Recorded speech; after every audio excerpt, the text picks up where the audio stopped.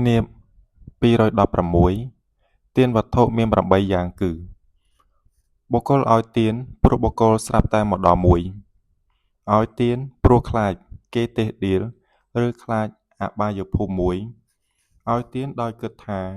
គេធ្លាប់ឲ្យដល់អាត្មាអញហើយមួយឲ្យទានដោយគិតថាគេនឹងឲ្យដល់អាត្មាអញវិញមួយឲ្យទានដោយគិតថាទានជាការឲ្យសម្រេចប្រយោជន៍មួយឲ្យទានដោយគិតថាអាត្មាអញមិនបានចំអិនជនទាំងនេះមិនបានចំអិនកាលបើអាត្មាអញបានចំអិនមិនគួរនឹងមិនឲ្យទានដល់ពួកជនដែលមិនបានចំអិនមួយ